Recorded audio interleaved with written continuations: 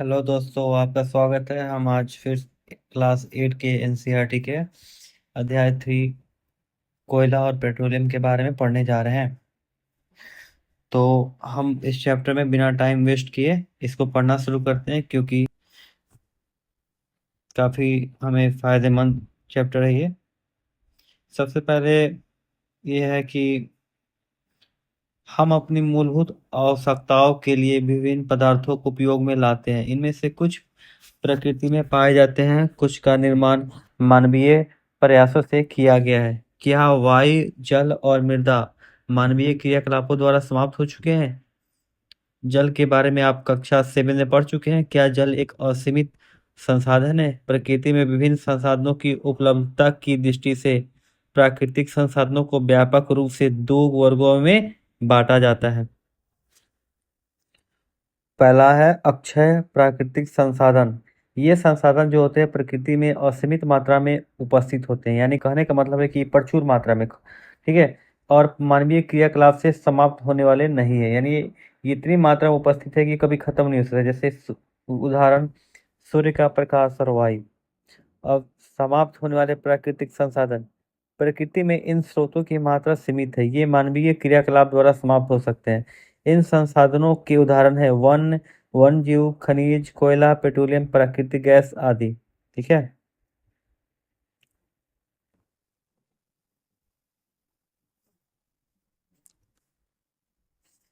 देखिए, अब आते हैं जीवाश्म ईंधन किसे कहते हैं। देखिए, तो कहने का मतलब है कि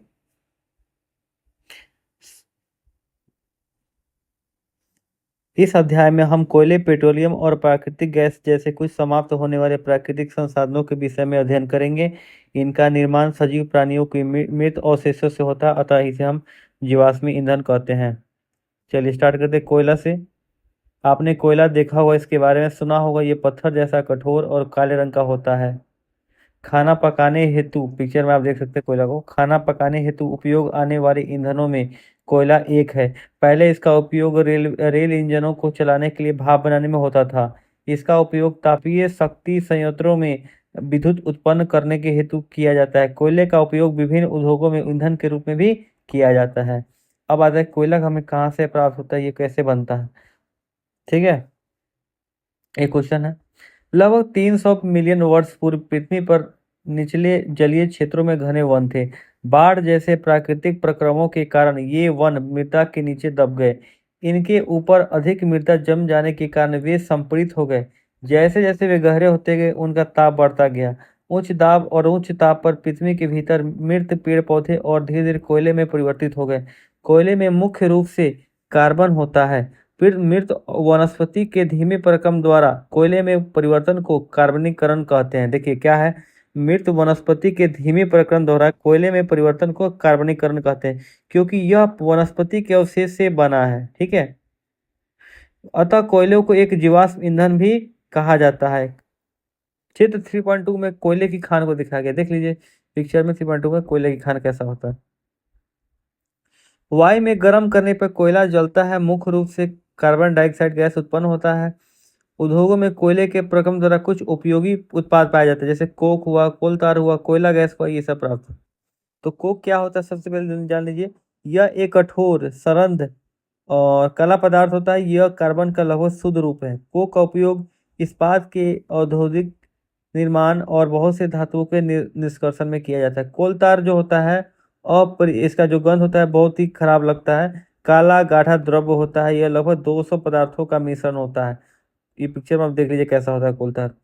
कोल तार से प्राप्त उत्पादों का उपयोग प्रारंभिक पदार्थ के रूप में दैनिक जीवन में काम आने वाले विभिन्न पदार्थों के औद्योगिक निर्माण में तथा उद्योगों जैसे संश्लेषित रंग और औषधि विस्फोटक, सुगंध, प्लास्टिक, पेंट, फोटो ग्राफिक सामग्री और छत निर्माण सामग्री आदि में होता है।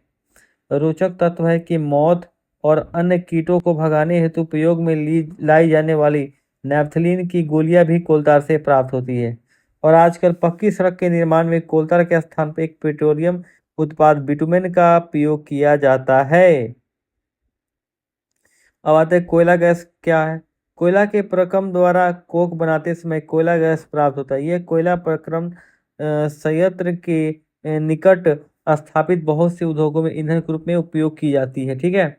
लंदन में 1810 में, न्यूयॉर्क में 1820 के आसपास कोयला गैस का उपयोग प्रथम बार सड़क पे रोशनी के लिए किया गया था। आजकल उपयोग रोशनी के बजाय ऊष्मा के स्रोत में किया जाता है।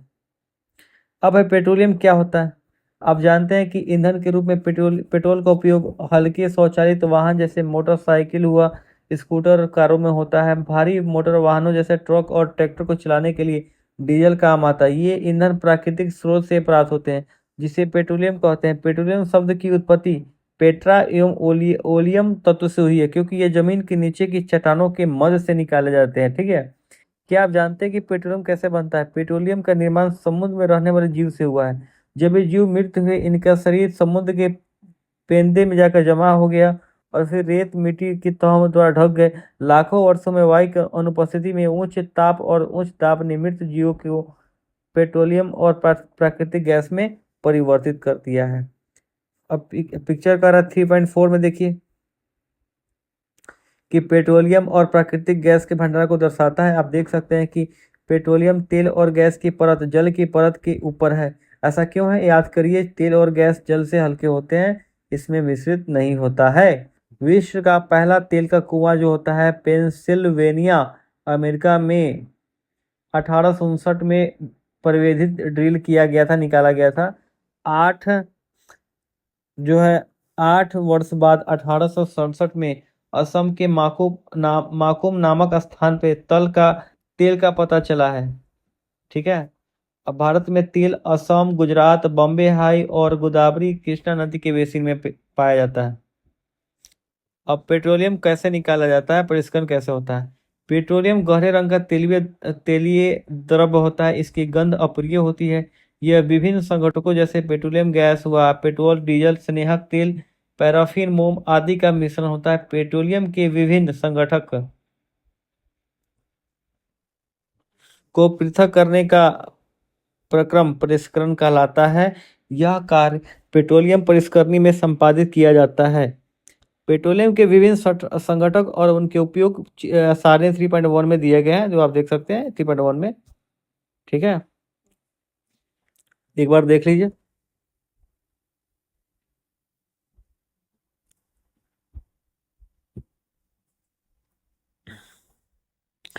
एलपीजी का उपयोग घरों, उद्योगों में ईंधन के रूप में होता है। पेट्रोल का उपयोग मोटर ईंधन, शुष्क धुलाई के लिए विलायक का काम करता है। मिट्टी का तेल का काम होता है। स्टोव, लैंप और जेट वायु यान के लिए ईंधन होता है। डीजल के लिए भारी मोटर वाहनों और विद्युत जनरेटरों के लिए ईंधन होता है। स्नेहक तेल जो सेहन के लिए यूज किया जाता है। पैराफिन, मोम, मरहम, मोमबत्ती, वैसलीन के लिए किया जाता है। विटामिन, पेंट और सड़क निर्माण में किया जाता है। अब पढ़ते हैं प्राकृतिक गैस क्या होता है। प्राकृतिक गैस एक महत्वपूर्ण जीवाश्म ईंधन है, क्योंकि इसका परिवहन पाइप द्वारा सरलता पूर्वक हो जाता है। प्राकृतिक गैस को उच्च दाब पर संपृक्त प्राकृतिक गैस सीएनजी के रूप में भंडारित किया जाता है। सीएनजी का उपयोग ऊर्जा उत्पादन हेतु किया जाता है, अतः इसका उपयोग परिवहन वाहनों में ईंधन के रूप में किया जाता है, क्योंकि यह कम प्रदूषणकारी है। ठीक है। सीएनजी यह एक स्वच्छ ईंधन है। सीएनजी का अधिक लाभ है कि इसे घरों और कारखानों में सीधा जलाया जा सकता है। इसकी आपूर्ति पाइप के माध्यम से की जा सकती है।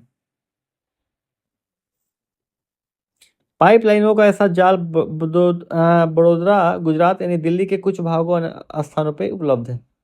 प्राकृतिक गैस का उपयोग प्रारंभिक पदार्थ के रूप में बहुत से रसायनों और उर्वरकों के औद्योगिक निर्माण में किया जाता है।